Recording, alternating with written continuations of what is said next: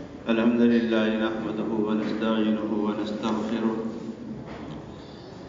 ونؤمن به ونتوكل عليه ونعوذ بالله من شرور أنفسنا ومن سيئات أعمالنا من يهده الله فلا مضل له ومن يضلل فلا هادي له ونشهد أن لا إله إلا الله وحده لا شريك له ونشهد أن سيدنا ومولانا محمدا عبده ورسوله أما بعد فأعوذ بالله من الشيطان الرجيم بسم الله الرحمن الرحيم كنتم خير أمة أخرجت للناس تأمرون بالمعروف وتنهون عن المنكر وتؤمنون بالله صدق اللہ العظیم۔ میرے محترم بزرگوں اور عزیز دینی بھائیوں، اللہ تبارک و تعالیٰ نے اس ساری کائنات کو بنایا ہے اور اس ساری کائنات کا نظام صرف اور صرف اکیلے اللہ چلا رہے ہیں۔ اس ساری کائنات کے نظام کے پیدا کرنے میں اور اس ساری کائنات کے نظام کے چلانے میں اللہ کا کوئی شریک نہیں، اس کا کوئی ساجی نہیں، اس کا کوئی ہمسر نہیں، اس کا کوئی مشیر نہیں۔ یہ سارا کا سارا نظام صرف اور صرف اکیلے اللہ چلا رہے ہیں۔ اللہ تبارک و تعالیٰ نے جب سے اس کائنات کو پیدا کیا، جب سے آج تک اور قیامت تک ایک مستقل نظام کے تحت اللہ اس نظام کو چلا رہے ہیں۔ ایک چھوٹی سی موٹی سی مثال سمجھ لیں۔ آج کون سی تاریخ ہے؟ بولو۔ آج 2 فروری ہے، 2 فروری 2023 ہے نا۔ 2 فروری 2023 کو سورج غروب کتنے بجے ہوا؟ دیکھو غروب کا ٹائم 6:12 پر 2023 میں۔ اب اس سے 1000 سال پیچھے چلے جاؤ، 2000 کی بجائے 1023 میں اگر ہم آج ہی کا دن دیکھیں 23 فروری 2 فروری کو سورج غروب کا وقت کیا نکلے گا؟ ارے بولو نا بھائی، 1000 سال پیچھے چلے جائیں اور 1000 سال پیچھے جانے کے بعد 2 فروری کو سورج غروب ہونے کا ٹائم دیکھیں تو کون سا ٹائم نکلے گا؟ 6:12 پر 12:30 ہوگا، 13 ہوگا۔ اتنا پرفیکٹ نظام دنیا کی کوئی طاقت چلا سکتی ہے؟ سوچنے کی لیے کہ آج جس تاریخ میں سورج غروب ہو رہا ہے 1000-2000 سال پہلے چلے جائیں تو بھی آپ کو ٹائم کیا ملے گا؟ وہی ٹائم ملے گا جو ٹائم آج کا ہے۔ اللہ نے ایک نظام چلایا ہے، اللہ نے ایک نظام چلایا ہے اور اس نظام میں بال برابر بھی فرق نہیں ہے۔ وَالشَّمْسُ تَجْرِي لِمُسْتَقَرٍّ لَهَا، کہیں اللہ نے کہا وَالسَّمَاءِ ذَاتِ الْبُرُوجِ، ایک نظام ہے آسمان و زمین کا۔ کون اس کو چلا رہا ہے؟ اس کو اللہ چلا رہے ہیں۔ اتنے بڑے آسمان کو اللہ نے قائم کیا،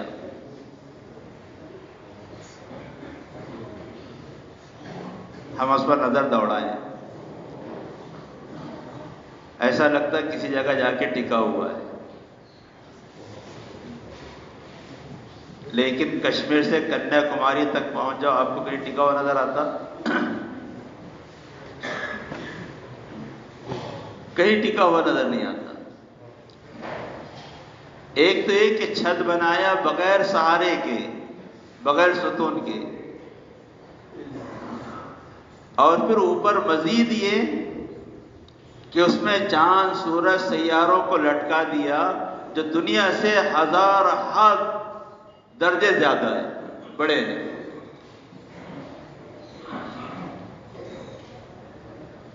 ایک تو آسمان کو لٹکایا، ہمارے سروں پر کھڑا کر دیا، اور پھر وَلَقَدْ زَيَّنَّا السَّمَاءَ الدُّنْيَا بِمَصَابِيحَ، اس آسمان دنیا کو مزین کر دیا ستاروں کے ذریعے سے، چاند ہے، سورج ہے، سیارے ہیں،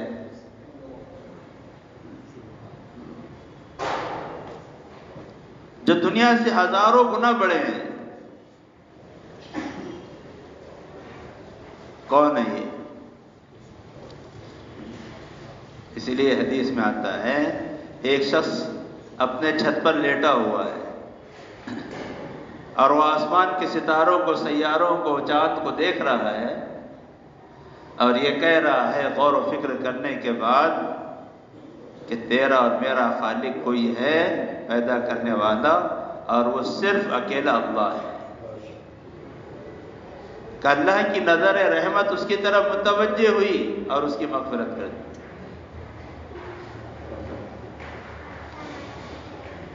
اسی لیے کہا مخلوقات میں غور و فکر، ربنا ما خلقت هذا باطلا سبحانك فقنا عذاب النار۔ یہ ساری کائنات کو اللہ نے بنایا، اور اس ساری کائنات کے نظام کو صرف اور صرف اکیلے اللہ چلا رہے ہیں،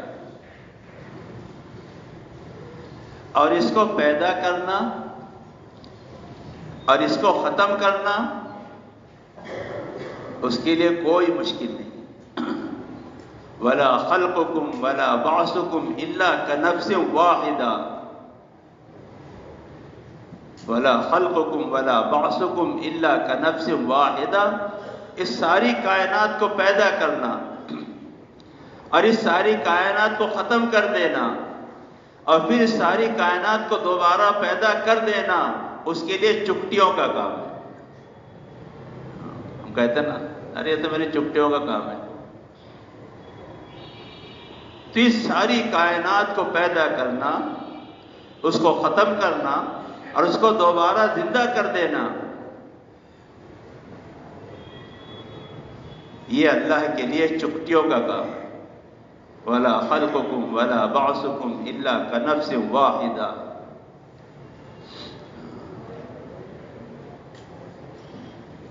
اللہ وہ قدرت والے ہیں، اللہ وہ طاقت والے ہیں۔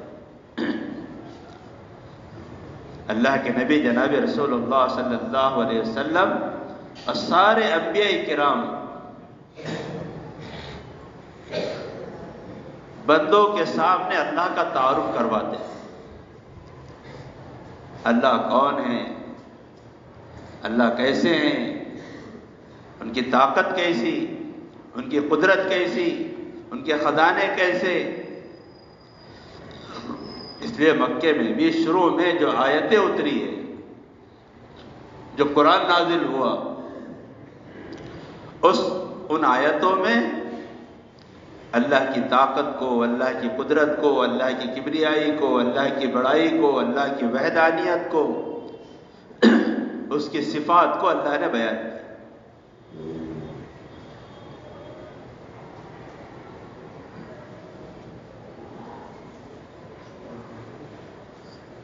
شروع ہی میں کہا اقرأ بسم ربک الذی خلق خلق الانسان من علق، کہ پڑھیے کس کے نام کے ساتھ؟ اس رب کے نام کے ساتھ جس نے آپ کو پیدا کیا ہے، جس نے انسان کو خون کے لوتھڑے سے پیدا کیا،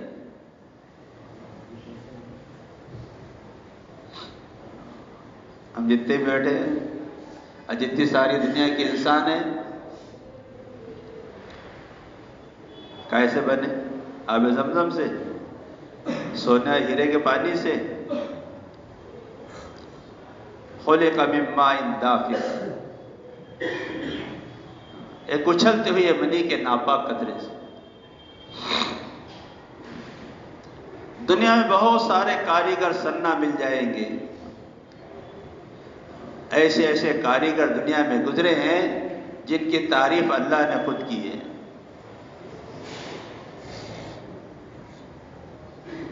وَثَمُودَ الَّذِينَ جَابُوا الصَّخْرَ بِالْوَادِ،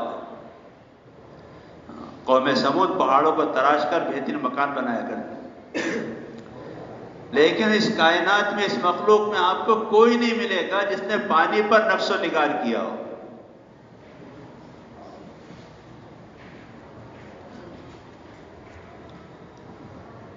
اگر پانی پر نقش بناؤ تو وہ وقتی ہوتا، فوراً ختم ہو جاتا، لیکن اس خالق اور مالک نے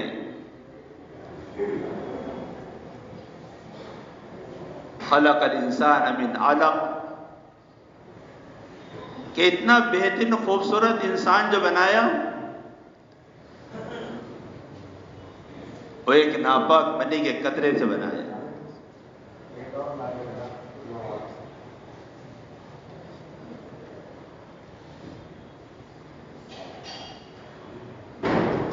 اسی لیے اللہ کہتے ہیں وَفِي أَنفُسِكُمْ أَفَلَا تُبْصِرُونَ، باہر کی دنیا کو چھوڑو، تمہارے سر کے بال سے لے کر پیر کے ناخن تک جو تمہاری دنیا ہے خود کی، اس کو دیکھ لو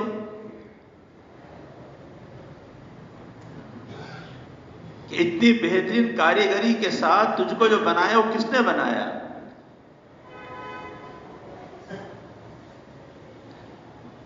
دماغ ہے، زبان ہے، آنکھیں ہیں، ہونٹ ہے، ہاتھ ہے، پیر ہے، دل ہے، سب کی آنکھیں اپنی اپنی جگہ پر ہیں، سب کی ناک اپنی اپنی جگہ پر ہے، سب کی پیشانی اپنی اپنی جگہ پر ہے، لیکن ہزاروں لاکھوں انسانوں میں آپ کو ایک جیسی شکل کے دو نہیں ملی، ایسا باریک فرق ڈال دیا۔ ایسے نہیں کسی کی آنکھ ادھر سرکا دی، کسی کی ناک ادھر سرکا دی، یہ نہیں کیا، ساری جگہ اپنی جگہ رکھی اور پھر بھی فرق ڈال دیا۔ کس نے کیا؟ بولو نا بھائی، اللہ نے۔ اس سے بڑا بہترین کاریگر کوئی ہو سکتا ہے؟ ایک سانچہ جس کو جو استعمال کر لیا، اس سانچے کو اللہ نے دوبارہ ہاتھ نہیں لگایا، چلو پھینکو اس کو۔ ایک ماں اور ایک باپ ہے اور اس کے 10 بچے ہیں، تو 10 کی آواز میں فرق، 10 کی چال میں فرق، 10 کی بات میں فرق، 10 کی حرکات میں فرق، 10 کے چہرے میں فرق۔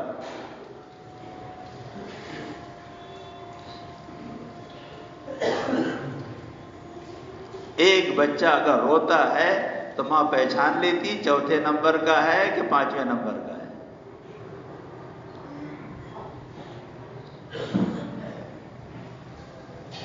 کس نے کیا؟ اگر ایک جیسے چہرے بنا دیتا 2-4 کے تو کیا ہوتا؟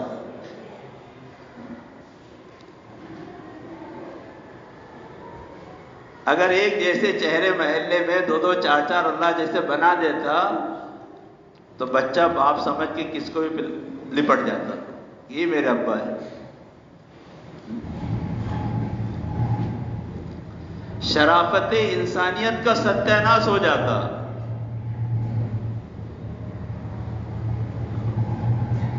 سمجھ میں ہی نہیں آتا کون کس کا شوہر ہے، کون کس کی بیوی ہے، کون کس کا بچہ ہے۔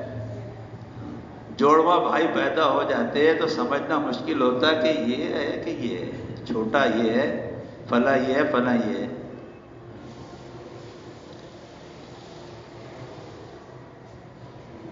ہم لوگ پوسد میں وقت لگا رہے تھے، وہاں 2 بھائی تھے، ایک نے دن بھر گشت کرایا، اب رات میں وہی ملا ہم کو، بولے یار دن بھر سے کہاں گئے تھے تم؟ میرے مول صاحب دن بھر تو آپ کے ساتھ تھا، تو آج بھی کوئی شرمندگی ہو۔ میں نے کہا تم دونوں بھائیوں میں فرق کیا ہے؟ کہا اس کے کان تھوڑے بڑے ہیں، بس اس کے علاوہ کوئی فرق نہیں۔ آدمی پریشان ہو جاتا۔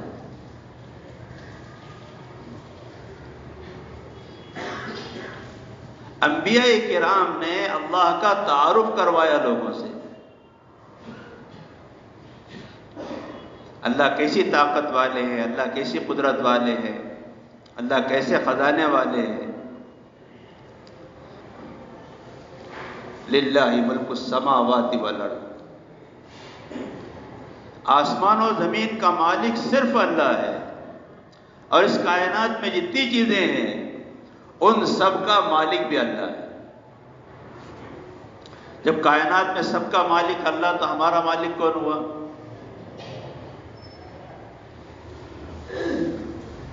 اسی لیے اللہ کے نبی دعا فرماتے تھے، اللہم ان قلوبنا ونواسینا وجوارحنا بیدک لم تملکنا منها شیئا،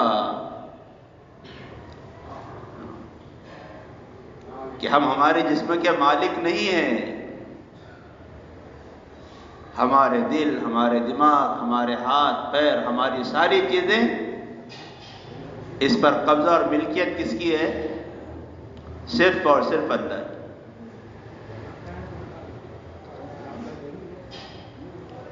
لوگ جب اللہ کو بھول گئے تو انبیاء کرام نے لوگوں کو یہ بتایا کہ اللہ کون ہے، اللہ کیسی طاقت، اللہ کیسی قدرت والے۔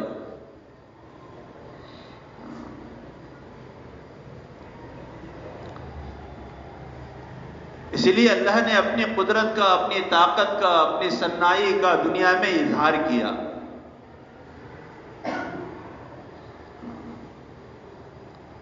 دنیا کو اللہ نے اسباب سے چلایا، لیکن اللہ اسباب کے محتاج نہیں ہے۔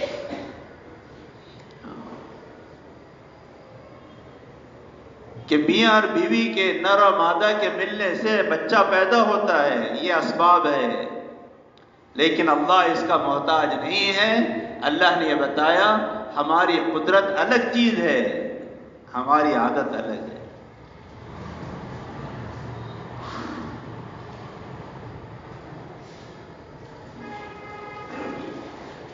اسی لیے حضرت آدم علیہ السلام کو بغیر ماں باپ کے پیدا کر کے بتایا، حضرت حوا کو بغیر ماں کے پیدا کر کے بتایا، اور حضرت عیسیٰ علیہ السلام کو بغیر باپ کے پیدا کر کے بتایا۔ یہ ہماری قدرت ہے۔ اس قدرت پر یقین مومن کی شان ہے کہ وہ اللہ کی قدرت پر یقین کرے کہ ان اللہ علی کل شیء قدیر، اللہ ہر چیز پر قادر ہے۔ وہ جب کرنے پر آتے ہیں تو سخت پتھر کی چٹان سے گابن اونٹنی پیدا کر کے بتاتے ہیں۔ وہ اس بات پر قادر ہے، اس کو قدرت حاصل ہے۔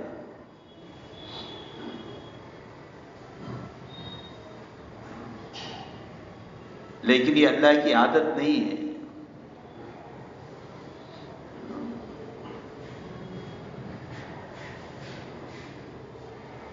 اللہ ہر چیز پر قادر ہے۔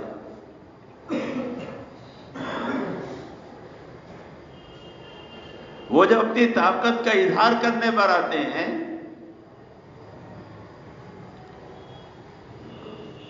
تو پھر پرندوں کے پروں میں باریک باریک کنکر دے کر اس میں وہ پاور اور وہ طاقت دے دیتے ہیں کہ آج کے دنیا کے میزائل اور بم بھی اس کے سامنے فیل ہے۔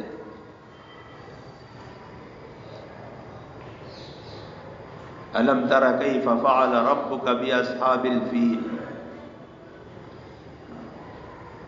وہ اللہ ایسی طاقت، ایسی قدرت والے ہیں۔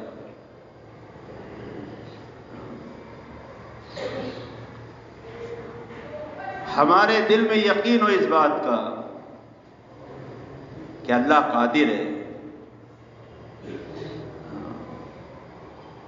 اس کی اختیار میں سب کچھ ہے، وہ اپنی طاقت کا، اپنی قدرت کا ایک اشارہ مکڑی کے جالے کے ساتھ کر دے تو سرداران مکہ مل کر بھی اس جالے کو توڑ نہیں سکے۔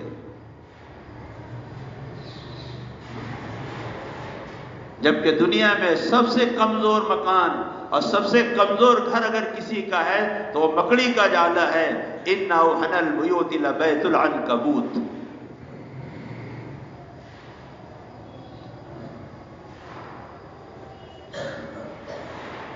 اللہ اپنی قدرت کا اظہار کرتے ہیں۔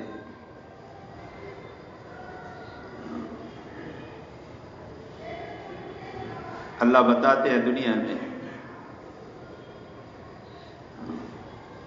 اس کے پاس کسی کی نہیں چلتی۔ أَلَمْ تَرَ كَيْفَ فَعَلَ رَبُّكَ بِعَادٍ إِرَمَ ذَاتِ الْعِمَادِ الَّتِي لَمْ يُخْلَقْ مِثْلُهَا فِي الْبِلَادِ۔ آدمی کو دھوکہ ہو جاتا ہے اپنی طاقت پر، اپنے ہنر پر، اپنی اکثریت پر۔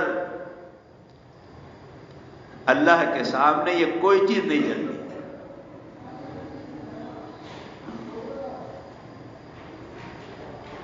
قوم عاد بڑی طاقتور قوم، تو ان کو اپنی طاقت پر گھمنڈ پیدا ہو گیا۔ من اشد منا قوہ، ارے ہم سے زیادہ طاقتور دنیا میں کون ہے؟ بھول گئے اللہ کو۔ دنیا میں نشے ہوتے ہیں،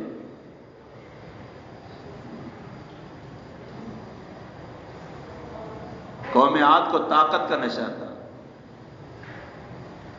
طاقت کے نشے میں اللہ کو بھول گئے۔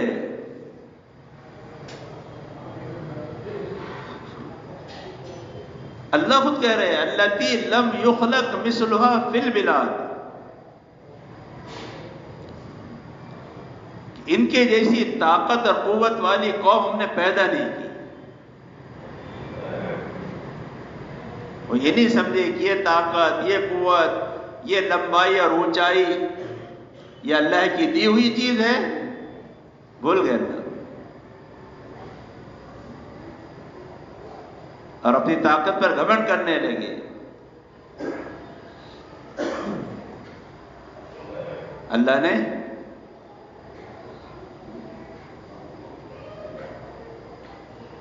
ایک طوفان بھیجا، ہوا آئی،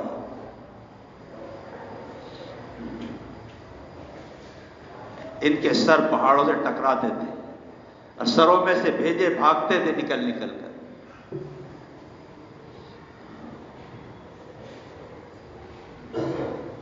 سوائے ان کے مکانوں کے کچھ نہیں بچا۔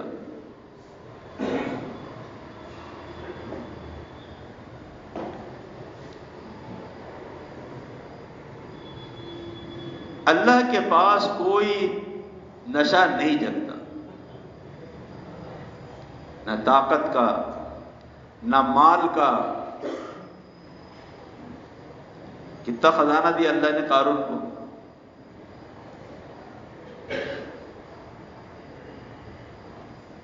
تو مال کے نشے میں آ گیا، مال کا نشہ چڑھا اسے۔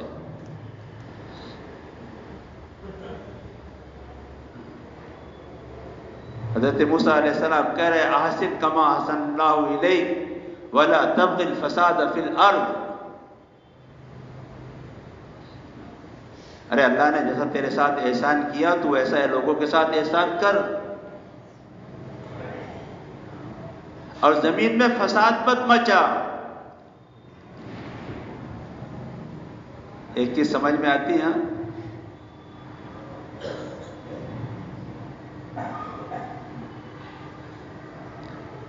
کہ مال کے ذریعے سے فساد زیادہ پھیلتا ہے۔ مال فساد کے لیے، مال فساد کی کنجی ہے۔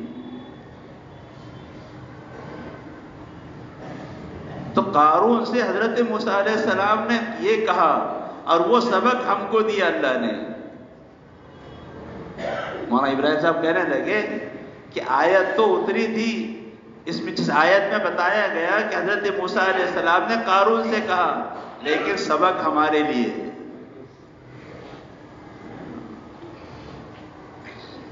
احسن کما احسن اللہ الیک ولا تبغ الفساد فی الارض. جب مزاج بگڑتا ہے مال کے ہوتے ہوئے تو پھر یہی مال دنیا میں فساد مچاتا ہے، پھر وہ فساد کے لیے اپنے مال کو استعمال کرتا ہے، اپنے بڑے پن کے لیے، اپنی عزت کے لیے، اپنے وقار کے لیے، اپنی وجاہت کے لیے، اپنی شان و شوکت کو باقی رکھنے کے لیے.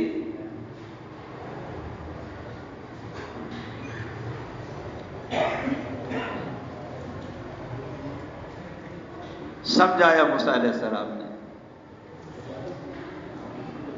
لیکن نشہ سوار تھا مال کا کہ یہ مال تو میں نے اپنی ہنر مندی سے، اپنی عقل مندی سے، اپنی صلاحیت سے، اپنی استعداد سے حاصل کیا ہے، یہ مال میرا ہے، اس میں اللہ کا حق کہاں سے، بندوں کا حق کہاں سے؟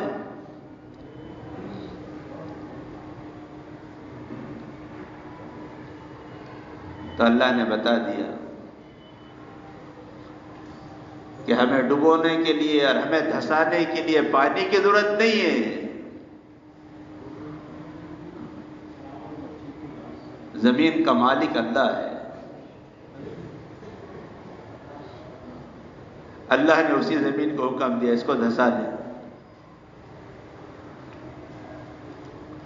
اللہ نے دھسا دیا، سارا غرور خاک میں مل گیا، مال و متاع کام نہیں آیا. یہ واقعات اللہ نے قرآن میں اس لیے ذکر کیے کہ ہم کہتے ہیں نا مثال کے اگلا گرا پچھلا ہوشیار، کہ ہم ان واقعات سے عبرت حاصل کریں، ان واقعات سے عبرت حاصل کریں. تو انبیاء نے اللہ کا تعارف کروایا، لوگ بھول گئے تھے اللہ کو.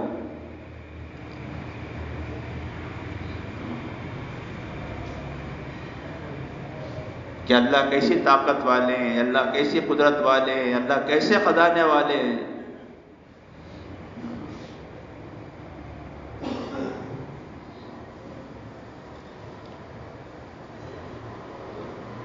کہ جب اللہ کی قدرت کو، اس کی طاقت کو،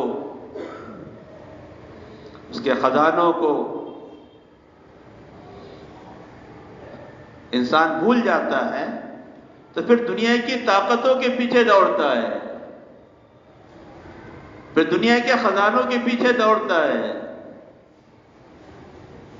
اور اس میں ایسا لگتا ہے کہ اللہ کو بھول جاتا ہے.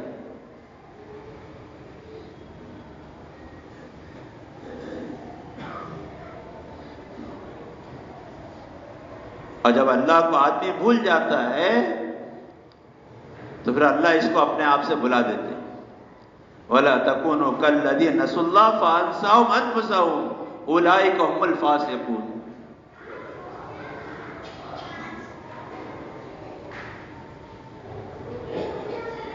کہ جب آدمی اللہ کو بھول جاتا ہے تو پھر اللہ اس کو اپنی جان سے بھلا دیتے. اسے سمجھ میں نہیں آتا میرا نفع کیا ہے اور میرا نقصان کیا ہے.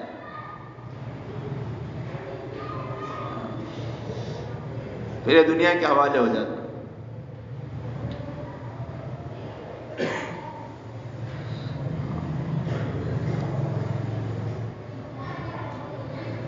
تو اللہ طاقت والے ہیں، اللہ قدرت والے ہیں، اللہ خزانے بڑے وسیع، اللہ محدود ہیں، اس کے خزانے میں کبھی کمی نہیں آئی. ساری کائنات اپنی اپنی مرضی سے اللہ سے مانگے، اپنی خواہش کے مطابق مانگے، سارے انسان، جنات، چرند پرند سب، اور اللہ سب کو ان کی خواہش اور ان کی تمنا سے زیادہ دے.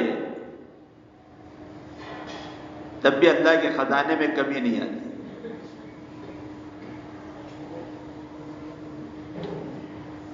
آج تک دے رہا ہے.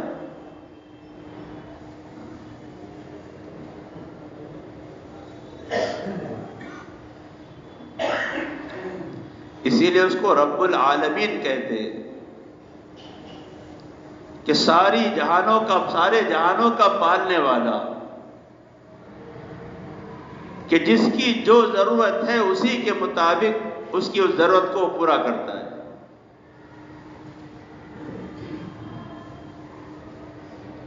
گائے، بیل، بھینس، بکری چارہ کھاتے ہیں تو ان کو چارہ کھلاتا. شیر، چیتے، بھیڑیے گوشت کھاتے ہیں تو ان کو گوشت کھلاتا.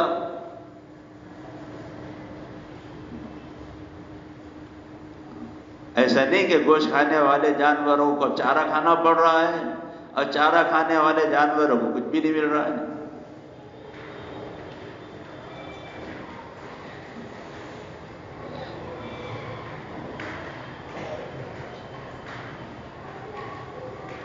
ہمارے دل میں یہ بات بیٹھے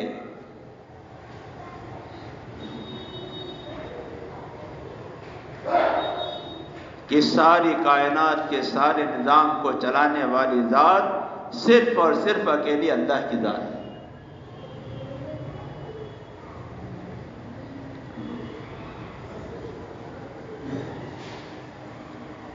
میری اپنی ذات ہو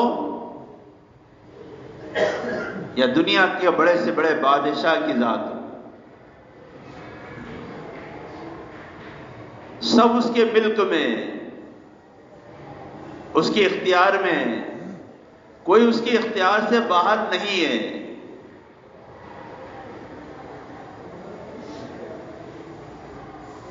اب جس نے ذرا سا اپنے آپ کو باہر سمجھا اور سمجھانے پر بھی نہیں سمجھ میں آیا تو پھر اللہ نے بتا دیا کہ آپ سمجھ لیں. بہت سمجھایا فرعون کو، اکڑ میں تھا، ضد میں تھا، تکبر میں تھا، حالانکہ بڑائی اللہ کی چادر ہے. اللہ کہتے کہ بڑائی میری چادر ہے، جو میری چادر کو چھیننا چاہے گا میں اس کو جہنم میں ڈال دوں گا.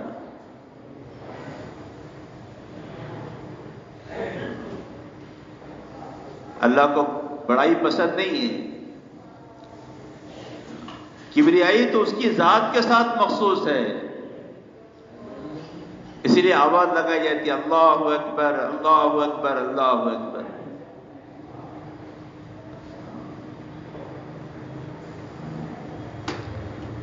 اس لیے اس کو کبر پسند نہیں ہے.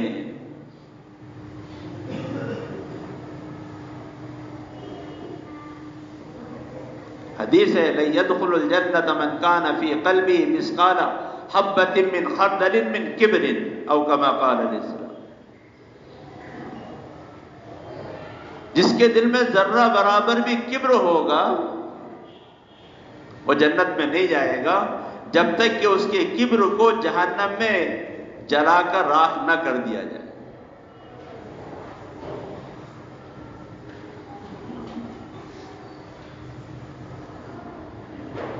میں بڑا، میرا باپ بڑا، میرا دادا بڑا، میرا خاندان بڑا، میرا قبیلہ بڑا، میرا علاقہ بڑا، میری پارٹی بڑی، یہ اللہ کو پسند نہیں.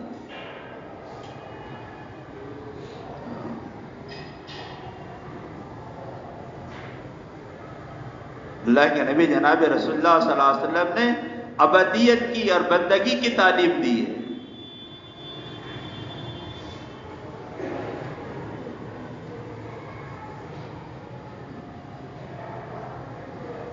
مولانا کہہ رہے تھے دعوت تو عبادت کے لیے ہے اور عبادت بندگی کے لیے ہے.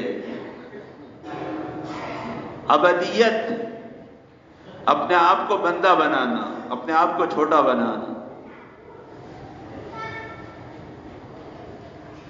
اللہ کے نبی دعا مانگتے تھے اللہم انا عبدک وابن عبدک وابن امتک ناصیتی بیدک. اے اللہ میں تیرا بندہ ہوں، تیرے بندے کا بیٹا ہوں، تیری بندی کا بیٹا ہوں۔ ہمارے یہاں بڑا پن نہیں ہے کہ دعوت تو عبادت کے لیے، اور عبادت کا خاصیت ابدیت ہے، بندگی ہے۔ بڑائی اللہ کو پسند نہیں۔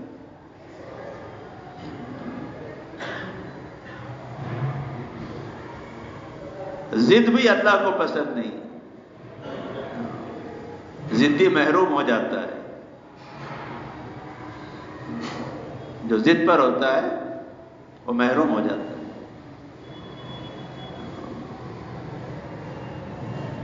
اللہ کو ابدیت پسند ہے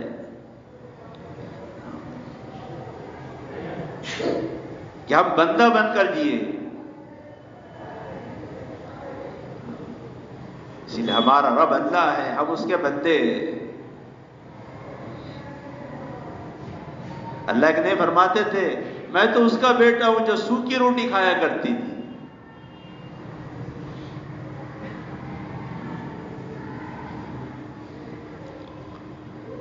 اللہ کو اللہ ماننا، اپنے کو اس کا بندہ ماننا، ہم اس کے بندے ہیں۔ آپ کو اختیار ہے اپنے بندے کو جو حکم دے، بندے کا کام اطاعت کرنا ہے۔ مولانا فرمانے لگے ایمان کی صفت تو اطاعت ہے، کہ ہمارا اطاعت آئے، کہ ہم نے اللہ کو اللہ مانا تو ہم اللہ کی اطاعت کریں گے، اس کی بات کو مانیں گے، ہر حال میں مانیں گے۔ اللہ کے نبی نے صحابہ نے اللہ کے نبی کے ہاتھ پر بیعت کی تھی۔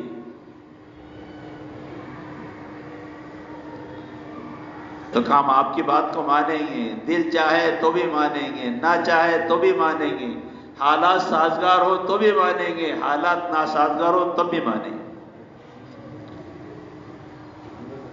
ایمان کی خاصیت اطاعت ہے۔ مولانا فرمانے لگے ایمان کی خاصیت اطاعت ہے کہ ہم اطاعت پر آئیں۔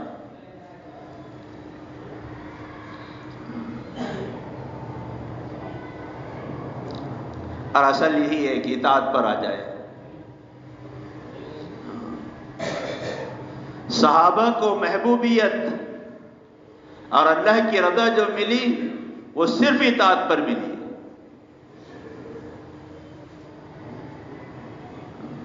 سمعنا واطعنا، سنیں گے اور مانیں گے۔ فرمایا صحابہ کو جو محبوبیت اور جو اللہ کی رضا کا پروانہ اور صحابہ کو جو مقام ملا یہ ان کی اطاعت پر ملا ہے۔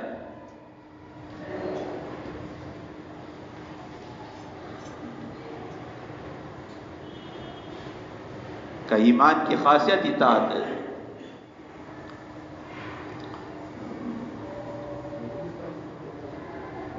کہ ہم نے اللہ کو مانا ہے، اللہ کی مانیں گے۔ بھائی اٹھنے بیٹھنے کا سلسلہ ذرا بند کرو، ایک سلسلہ عجیب ہے۔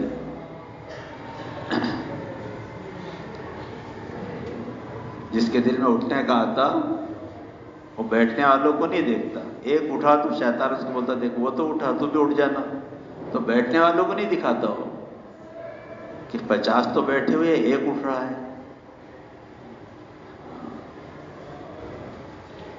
جب دل میں تہجد نہیں پڑھ رہا ہوتا تو پوری مسجد اٹھ جائے اور ایک دو سوئے ہوئے رہے تو سونے والوں کو دیکھ کے سو جاتا، بولے یہ بھی تو سو رہے اپن بھی سو جا۔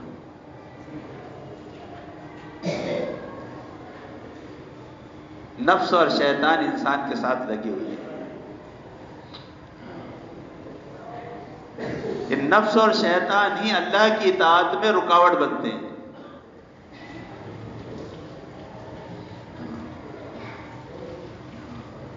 اطاعت میں جو رکاوٹ ہوتی ہے وہ یا تو شیطان رکاوٹ ڈالتا ہے یا نفس رکاوٹ ڈالتا ہے، دل نہیں چاہتا۔ کہ سردی کا موسم ہے، فجر کا وقت ہے، اذان ہو چکی ہے، آنکھ بھی کھل چکی ہے، بستر پر کروٹیں بدل رہا ہے، لیکن دل نفس کہہ رہا ہے کہ سردی ہے، اتنے کڑاکے کی سردی میں کہاں، قضا بھی تو ہے، بعد میں پڑھ سکتے ہیں۔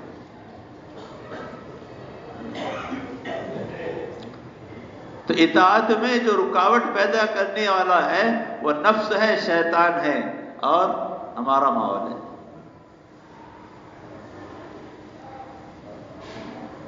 وہاں فرمانے لگے تین مزاج ہے، تین مزاج۔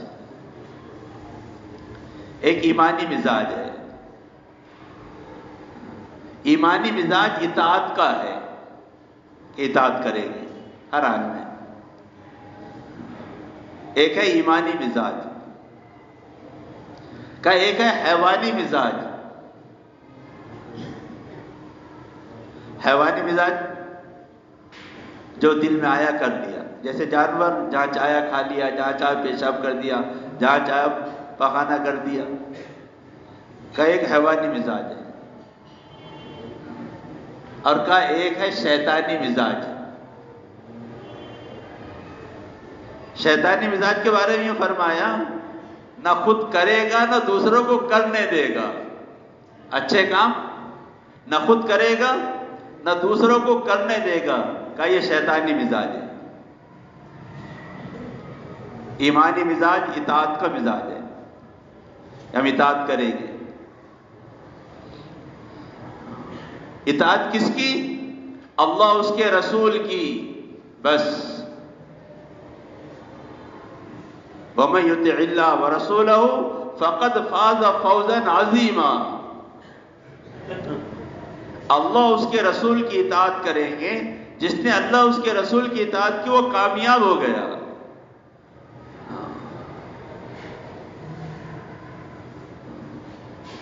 کا ایمانی مزاج یہ اطاعت والا مزاج ہے،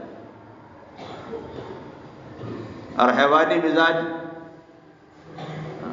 جو دل میں آیا وہ کر لیا، جو جینے چاہا وہ کر لیا، اور کئی شیطانی مزاج ہے۔ شیطانی مزاج کیا ہے؟ کہ بھلائی کے کام خود بھی نہیں کرتا، دوسروں کو بھی کرنے نہیں دیتا، اچھے کام خود بھی نہیں کرتا اور دوسروں کو بھی نہیں کرنے دیتا۔ ان الشیطان لکم عدو فاتخذوه عدوا، شیطان تمہارا دشمن ہے، تم اس کو دشمن بناؤ۔ کئی مزاج ہے کہ شیطانی مزاج ہے کہ خود بھی نہیں کرتا اور دوسروں کو بھی کرنے نہیں دیتا۔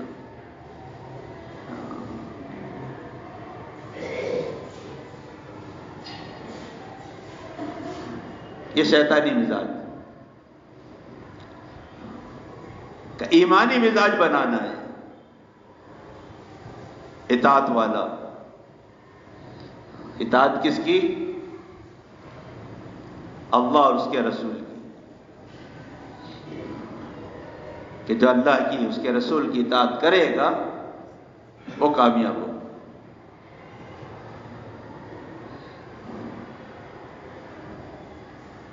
علم اور ذکر پر بہت زور دیا۔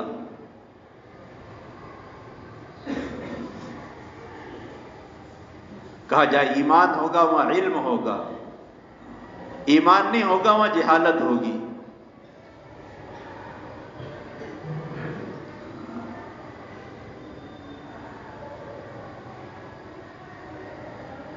اللہ کے نبی کی بعثت سے پہلے کا زمانہ یہ جہالت کا زمانہ ہے،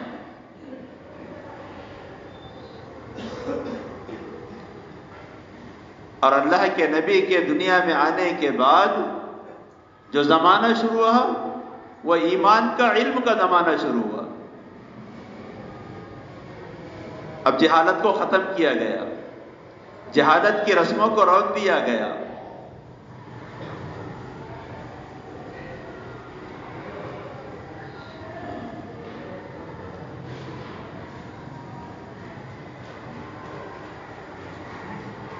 اب جہالت نہیں ہے،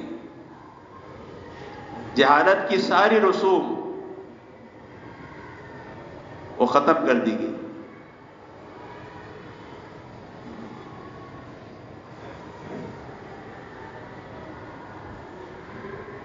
تو ہمارے اندر اطاعت کا جذبہ ہے، ہمارا مزاج اطاعت کا بنے. فرمایا اللہ کے راستے میں اس لیے نہیں نکالا جاتا کہ گھوم پھر کر آ جائیں. کہ نکلنے والوں کی دو قسمیں ہیں. جب آدمی وقت صحیح لگائے گا تو دو چیزیں پیدا ہوگی.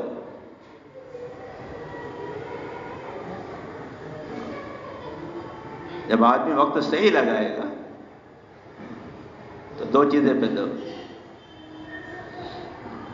زندگی اگر گناہ والی تھی اور اللہ کے راستے میں نکلا تو ندامت پیدا ہوگی، اور اگر زندگی صاف ستھری ہے، اعمال والی ہے، احکامات والی ہے اور اللہ کے راستے میں نکلا اور صحیح وقت لگایا تو انابت والی صفت پیدا ہوگی.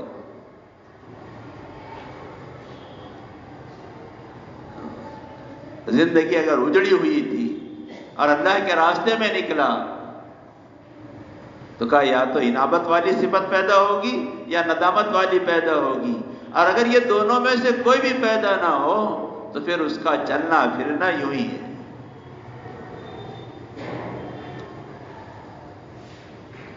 ندامت کیا اور انابت کیا؟ کہ زندگی غلط تھی، لوگوں کے حقوق اور اللہ کے حقوق ضائع کر رہا تھا، اللہ کے راستے میں نکلا اور اس نے صحیح وقت لگایا، تب اس کے اندر احساس پیدا ہوگا، ندامت آئے گی. میں نے فلاں کا مال لے لیا، میں نے فلاں کو مارا، میں نے فلاں کو ستایا، ماں کو تکلیف دی، باپ کو پریشان کیا، پڑوسیوں کو پریشان کیا. اب وہ چیزیں اس کو چبھ رہی ہے، چبھ رہی ہے، اور یہ اللہ کے سامنے اب رو رہا ہے. کہ اللہ کے نبی کے پاس صحابہ آتے تھے، ایمان لائے اللہ کے رسول، کیسا ہوگا میرا، میں نے اپنی بچی کو زندہ دفن کر دیا. کب ندامت ہو رہی ہے، اللہ کے نبی میں نے فلاں فلاں برا کام کیا، ندامت ہو رہی ہے. کہ اللہ کے راستے میں نکلنے پر جب آدمی صحیح وقت لگاتا ہے تو دو چیزوں میں سے ضرور دو چیزیں پیدا ہوتی ہیں. اگر زندگی غلط گزری ہے، حقوق اللہ اور حقوق العباد میں کوتاہی ہوئی ہے، تو اللہ کے راستے میں نکل کر اس کے لیے ندامت آئے گی. ابھی رات میں اٹھ کے اللہ کے سامنے روئے گا، اے اللہ مجھ سے یہ گناہ ہوئی، مجھ سے یہ کوتاہی ہوئی، مجھ سے یہ قصور ہوا.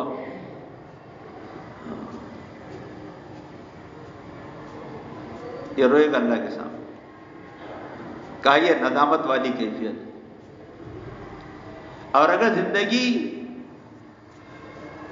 حکموں کے ساتھ گزر رہی تھی، حقوق کی ادائیگی کے ساتھ گزر رہی تھی، اور اللہ کے راستے میں نکلا تو انابت والی صفت آئے گی، یعنی اللہ کے قریب ہونے کے لیے اس کے دل کے اندر اور زیادہ رجحان پیدا ہوں گے، یا اللہ سے اور قریب ہوگا.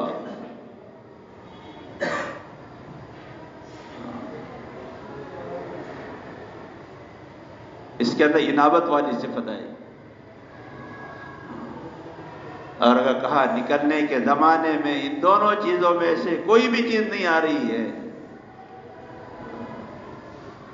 تو پھر اس کا نکلنا یہ رسمی ہے.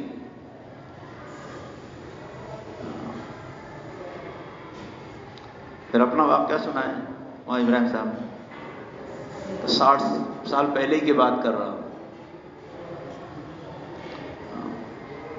ایک جماعت آئی، اس میں ایک ڈرائیور تھا، 4 مہینے لگا رہا تھا. دیکھا پہلے جو وقت لگتا تھا اس میں زندگیوں کی یا دل کی کیفیت بدل جایا کرتی تھی. وقت صحیح لگاتے تھے لوگ. تو مجھ سے کہنے لگا کہ تم 4 مہینے صحیح لگا دو، اللہ دنیا کی محبت کو دل سے نکال دے. بس یہ جملہ کہتا تھا کہ حضرت آپ 4 مہینے لگا دو،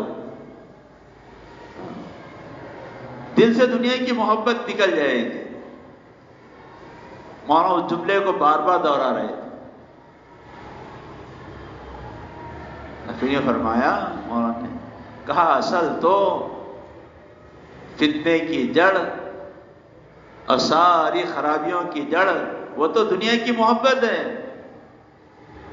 دنیا کی محبت صرف مال کی محبت نہیں ہے، عہدے اور کرسی کی محبت یہ بھی دنیا کی محبت ہے۔ اپنے بڑے پن کی محبت کہ میں کچھ بن جاؤں، میرا کوئی مقام ہو، میرا کوئی مرتبہ ہو، میری آؤ بھگت ہو، کہ یہ بھی دنیا کی محبت ہے۔ اور جس کے دل سے دنیا کی محبت نکل جاتی ہے اللہ اس کو ولی بنا دیتے ہیں۔ کہ ولی کی صفت ہی یہی ہے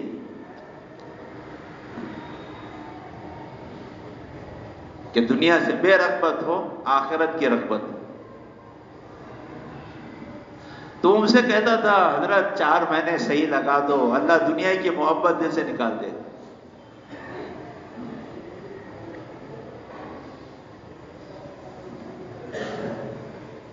تو میرے محترم بزرگوں،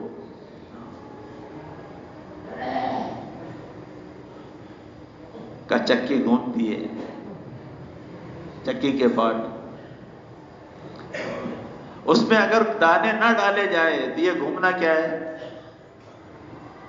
اپنے آپ کو تھکانا ہے، اس کے علاوہ کچھ نہیں۔ کہ ایمان، اعمال، اخلاق، ذکر، تلاوت، اخلاص، ان ساری چیزوں کے ساتھ اگر ہمارا گھومنا پھرنا چلنا ہو تو یہ ہمارا چلنا ہمیں فائدہ دے گا اور دوسروں کو بھی فائدہ پہنچائے گا۔ لیکن اگر خالی کھلی گھوم رہی ہے تو خود بھی تھک رہے ہیں اور دوسروں کو نا امید کر رہے ہیں۔ جب اس میں کچھ ہے ہی نہیں تو دوسروں کو کیا ملے گا؟ اور یہ خود تھک رہا ہے۔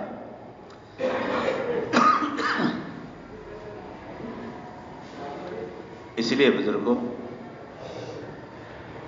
یہ ہمارا کام، دعوت کا کام، خروج اور مقامی کام، یہ صرف رسمہ رسمی نہیں ہے کہ چلو چلے میں جانا ہے تو چلے گئے، 3 دن لگانا ہے تو لگا لیے، اجتماع میں جانا ہے چلے گئے۔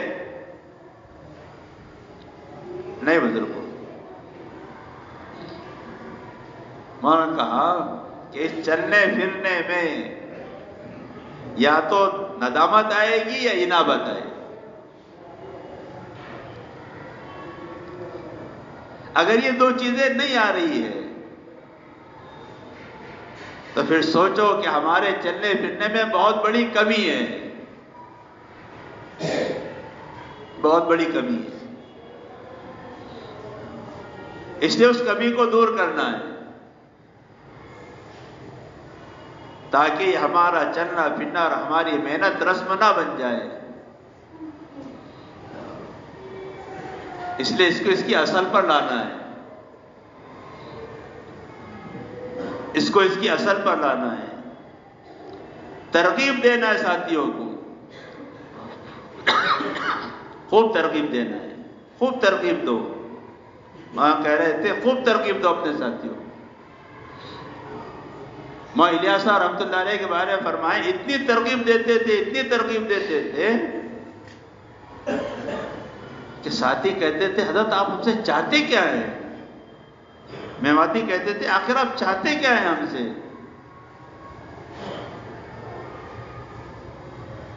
کبو میواتی حضرت سے یہ کہتے تھے کہ آپ ہم سے کیا چاہتے ہیں؟ اتنی ترغیب دیتے۔ تو کہ ترغیب دو اپنے ساتھیوں کو، خوب ترغیب دو تاکہ ہمارے اعمال یہ رسم سے نکل پر اصل پر آئے، حقیقت پر آئے۔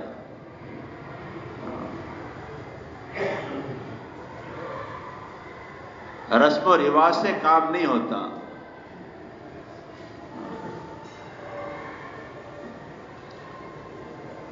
جب آدمی مقصد کو فوت کر دے اور اس مقصد اس کی نظر سے اوجھل ہو جائے،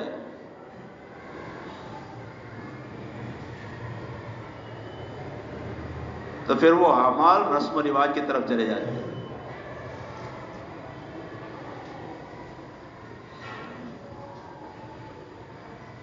اسی لیے فرمایا ہمارے یہاں ایمان اور احتساب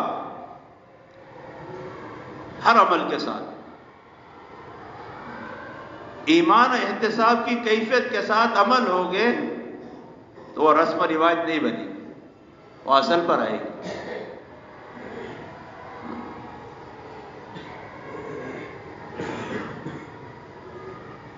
کہ اس لیے خوب ترغیب دو۔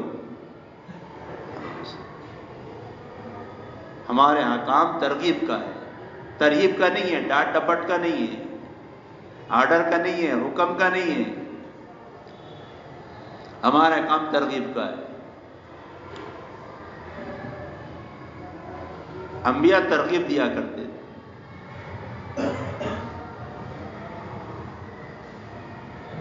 اللہ کے نبی صحابہ کو فضائل بیان کیا کرتے تھے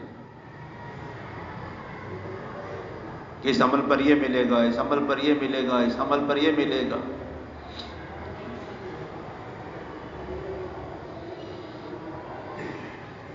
اسی لیے اس طرح کام کرنا ہے۔ کریں گے بھائی؟ اب تھوڑی کارگزاری بھی سن لو، ہے نا؟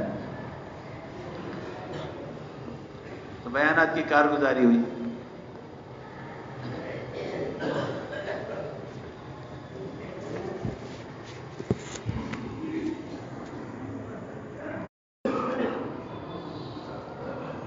اللہ نے صحیح نہج کو دنیا میں چلا دیا۔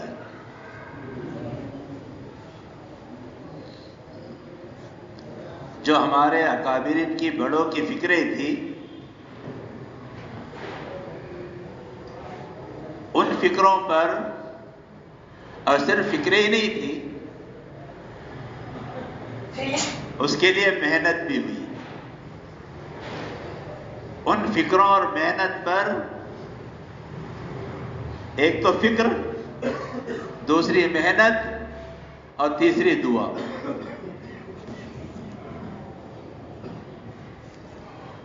مولانا کہنے لگے محنت صحیح ہو اور صحبت صحیح ہو۔ محنت صحیح ہو اور صحبت صحیح ہو تو آدمی بنتا ہے۔ کہ محنت بھی صحیح ہے، صحبت بھی صحیح ہے، تو پھر یہ بنتا ہے۔ تو بہرحال ہمارے اکابرین کو جو فکر تھی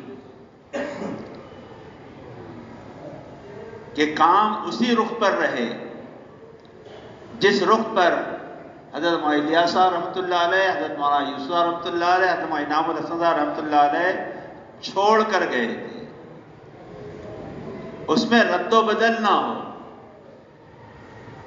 اس کے لیے ان اکابرین نے قربانیاں دی، فکریں کی، محنتیں کی، ذلتیں برداشت کی، لوگوں کے تان تشنی سنے، لوگوں کی گالیاں سنی، انہیں بستیوں میں آنے نہیں دیا، اس کو برداشت کیا۔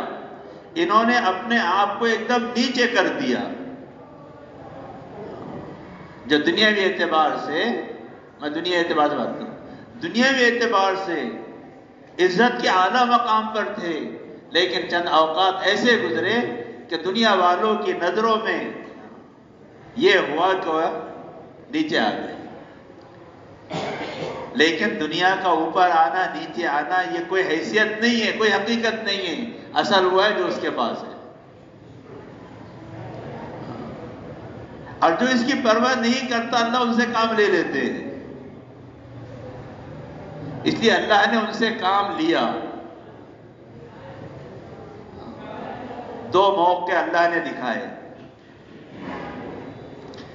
ایک موقع اس سے پہلے میں نے آپ کو بتایا تھا، وہ عالم کے اعتبار سے تھا، بنگلہ دیش کا، جس کی کارگزاری آپ حضرات کے سامنے آئی کہ 66 ملکوں کے لوگ آئے اور انہوں نے اپنی کارگزاریاں سنائی، اور الحمدللہ اللہ نے اس نہج کو سارے دنیا میں چلا دیا.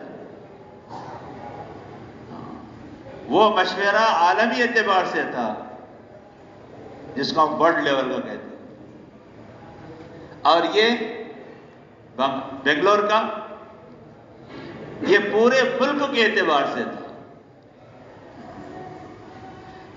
ایک کام وہ ہے جو ہمارے ملک میں چلتا ہے، ایک کام وہ ہے جو ساری دنیا میں چلتا ہے، اس میں ہمارا ہی ملک شریک ہے. ایسا نہیں کہ اس میں ہمارا ملک شریک نہیں. تو بنگلہ دیش میں تو ساری دنیا کے ملکوں کے کام سامنے آئے، ان کی محنتیں سامنے آئی، ان کے تقاضے سامنے آئے، اس کو پورا کرنے کے عزم و ارادے ہوئے، اور کام کی صحیح نہج کی ساری شکلیں سامنے آئیں. اور بنگلور میں ہمارے اپنے ملک کے اعتبار سے جتنے صوبے ہیں، کشمیر سے کنیا کماری تک، شمال سے جنوب اور مغرب سے مشرق، یہاں تک کہ انڈومان نکوبار اور نیپال، ان کی بھی کارگزاری آئی. پورے ملک کی کارگزاریاں سامنے آئی. ہر صوبے والے نے کھڑے ہو کر بزرگوں کے سامنے اپنے ملک کی کارگزاری پیش کی.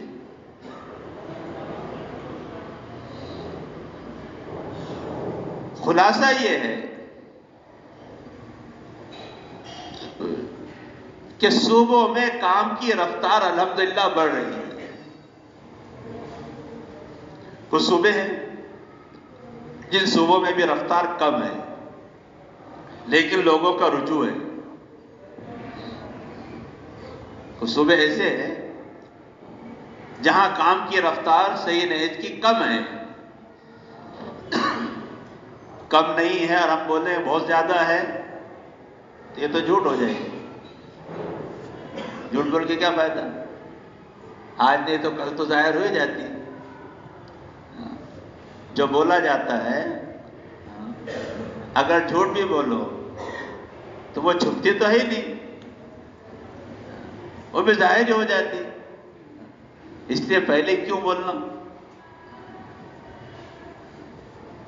کچھ صوبوں میں کام کی رفتار کم ہے اور کچھ صوبوں میں کام کی رفتار بہت زیادہ ہے.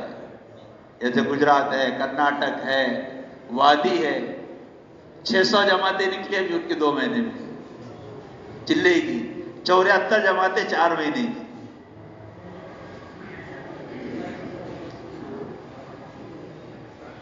کیا بولا؟ کب بولا کہ میں نے؟ ہاں، 640 جماعتیں چلے کی اور 76 جماعتیں 4 مہینے کی. اب گجرات سے تو ماشاء اللہ ہر علاقے سے، ہر صوبے سے 2 مہینے کی کارگزاری آئی. الحمدللہ ہمارے 2 ہی ضلع چل رہے ہیں ابھی، امراوتی اور بلڈانا. کتنی 18 جماعتیں تھیں نا چلے کی؟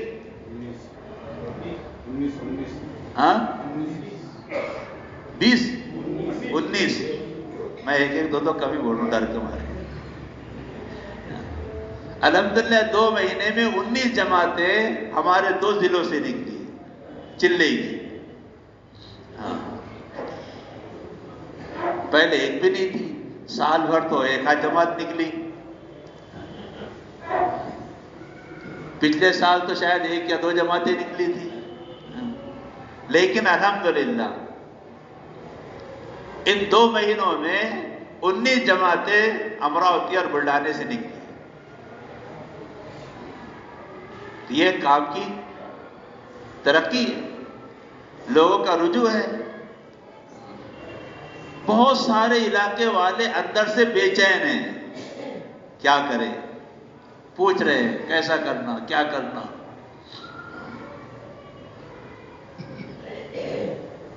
یعنی صحیح چیز کی تلاش میں اس وقت امت ہے کہ صحیح چیز ہمارے سامنے آئے۔ اور الحمدللہ اللہ ان اکابرین کو بہترین جزائے خیر عطا فرمائے کہ کام کو صحیح رخ پر لانے کے لیے بڑی بڑی قربانی ان لوگوں نے دے دی، آج بھی چل رہے ہیں۔ 80 سال عمر ہو گئی، 90 سال عمر ہو گئی، اپنے آزار کو نہیں دیکھ رہے، بیماریوں کو نہیں دیکھ رہے۔ میں نے کہا ان لوگوں کی ہمتیں ہماری ہمتوں کو بڑھاتی ہے، ان کو دیکھ کر ہمیں ہمت آتی کہ اتنے کمزور تو اپن ہوئے نہیں، اور اتنی بیماریاں تو اپنے کو ہے نہیں۔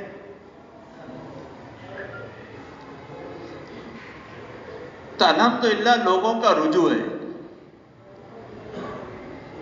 کمی ہمارے اپنی محنت کی ہے، بس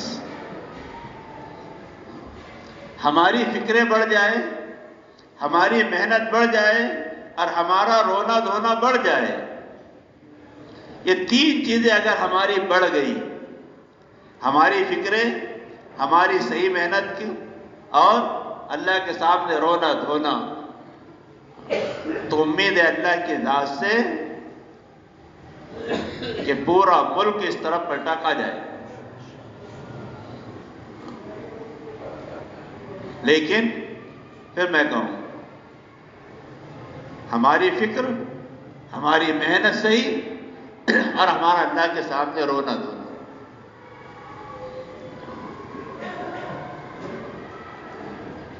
امید نظر نہیں آ رہی تھی، مایوسی نظر آ رہی تھی، آنکھوں کے سامنے اندھیرا نظر آ رہا تھا، لیکن اللہ اللہ ہے، اللہ اللہ ہے۔